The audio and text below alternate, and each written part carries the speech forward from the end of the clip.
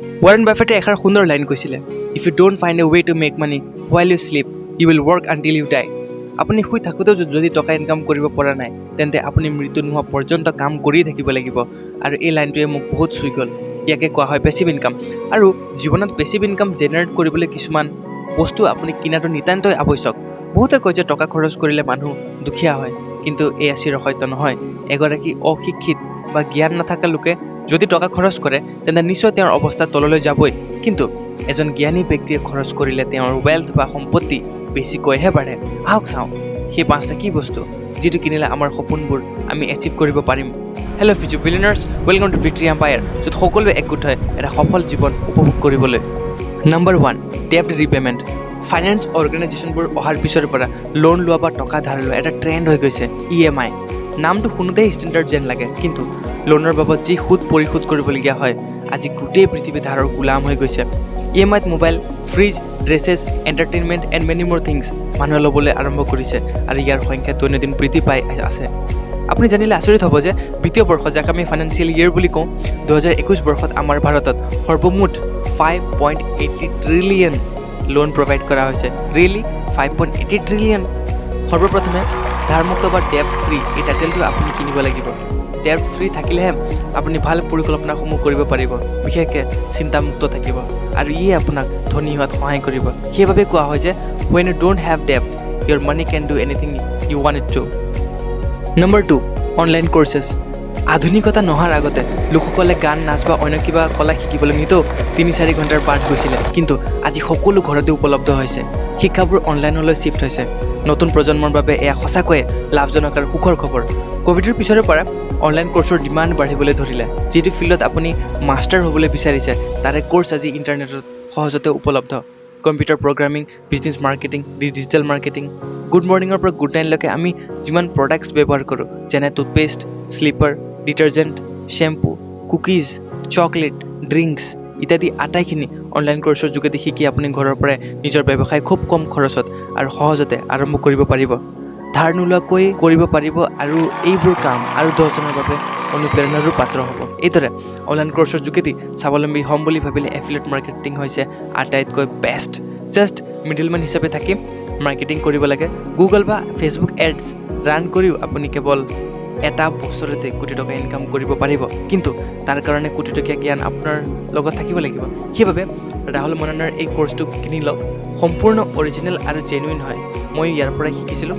আপোনাক হাতে হাত ধৰি গাইড কৰি লৈ যাব আৰু আন্ধাৰৰ পৰা পোহৰৰ ৰাস্তা দেখুৱাব। লিংক ডিছক্ৰিপশ্যনত আছে। আপোনাৰ পকেট মানিৰ পৰা অলপ টকা খৰচ কৰিলে এই বহুমূলীয়া জ্ঞান আপুনি পাব আৰু শিকিলেও ঢেৰ টকা ইনকাম কৰিবলৈ সক্ষম হ'বগৈ। Number 3, books. কিতাপে আপোনাক নিজৰ জীৱনৰ বাহিৰেও আৰু কেইবাটাও জীৱন উপভোগ কৰিবলৈ এলাউ কৰে। মহান লিখকসকলে 40 বছৰ সময় লগাই যিবোৰ কথা শিকিলে বা অভিজ্ঞতা লাভ কৰিলে তাক তেওঁলোকে এখন কিতাপত সন্নিৱিষ্ট কৰি যায় পিছৰ প্ৰজন্মৰ বাবে।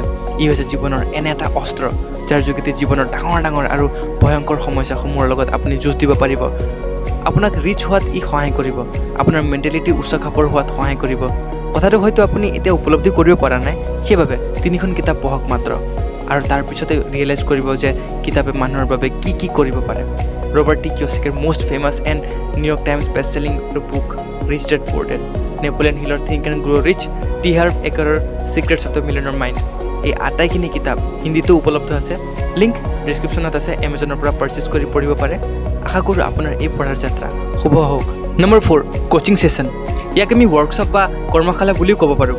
ইউটিউবত আমি যিমানেই ভিডিঅ'জ বা অডিঅ' উপভোগ নকৰোঁ কিয়, কিন্তু কৰ্মশালাত কামবোৰ বাস্তৱিক জীৱনত থাকি শিকা হয় বা তাতে কৰা হয়। সেইবাবে ৰিয়েল লাইফ এক্সপিৰিয়েঞ্চ আমাৰ হয়, আৰু বিশেষকৈ নিজৰ ফিল্ডৰ বহু মানুহক আমি লগ পাওঁ।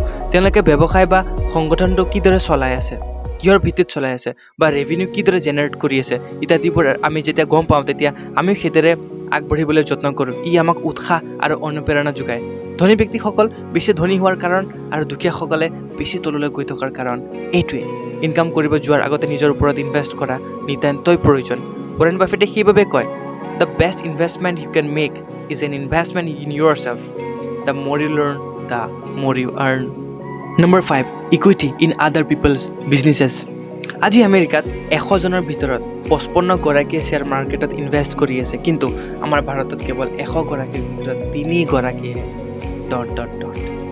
ৰিস্ক টেকিং এবিলিটি তেওঁলোকৰ আমাতকৈ বহুত গুণে বেছি বুলিয়েই আজি তেওঁলোকৰ দেশৰ আৰ্থিক অৱস্থা আমাতকৈ বহু গুণে উন্নত ইয়াত আপোনাক মই মাৰ্কেটত নিৱেশ কৰাৰ কথা ক'বলৈ যোৱা নাই আপুনি আনৰ ব্যৱসায়ত নিৱেশ কৰক আজি বহুত টেলেণ্টেড আৰু বুদ্ধিজীৱী লোকসকল সমাজখনত এটা নতুন ৰেভলিউশ্যন আনিব পৰা ক্ষমতা তেওঁলোকৰ আছে কিন্তু মূলধনৰ বাবে আগুৱাই যাব পৰা নাই আহক তেওঁলোকক সহায় কৰকহি তেওঁলোকৰ ব্যৱসায়ত আপুনি টকা লগোৱাৰ যোগেদি আল্টিমেটলি আপুনিও ব্যৱসায়টোৰ মালিক হৈ গ'ল আৰু আটাইখিনি মেইনটেইন মেনেজমেণ্ট তেওঁই কৰিব কিন্তু পেছিভলি বা প্ৰত্যক্ষভাৱে টকা আপুনিও সময়ে সময়ে লাভ কৰিব আৰু নিজৰ ৱেল্থ জেনেৰেট কৰিব পাৰিব নিজে সকলোখিনি কৰিম বুলি ভাবিলে আপুনি বহু দূৰৰ পাৰ যাব লাগিব কিন্তু কাৰোবাৰ যোগেদি গ'লে আপুনি আপোনাৰ লক্ষ্যস্থান অতি সোনকালে গৈ পাব আৰু সপোনৰ ঘৰ সপোনৰ কাৰ কিনিব পাৰিব ভেকেশ্যন হলিডেটো অনায়াসে যাব পাৰিব যিহেতু পৃথিৱীখন সলনি হৈ আছে আপুনি ষ্ট্ৰেটেজি সলনি কৰিব লাগিব যিটো কাম আপুনি আগৰ পৰাই কৰি আহিছে সেয়াকে যদি এতিয়াও কৰে